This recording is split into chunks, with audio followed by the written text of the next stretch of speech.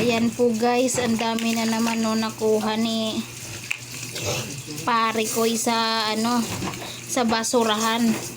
Okay pa naman po siya guys, so pwede pa po siyang gamitin. Ang mahal-mahal po kaya nito. Ayan o, yung expired date na nasa 05/2023, pwede pa po siyang gamitin. Ang pagkamahal-mahal po nito kapag binili nyo po sa online. Yan po, ang dami niya po. Sayang po kapag itinapon. Yan, mga napulot po yan sa basura mismo po.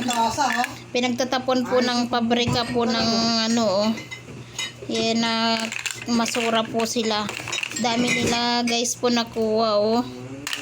Sayang din naman po ito kung itatapon.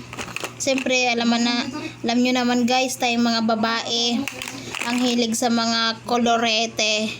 Kaya hindi na natin kailangan bilhin. Ito na, gagamitin na lang natin guys.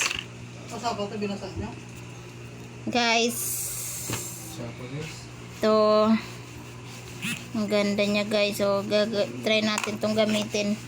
Tapos ito pa guys oh, ayan guys, bagong bago pa, wala pa siyang kagamit-gamit guys. May foam siya oh. Tingnan nyo siya guys.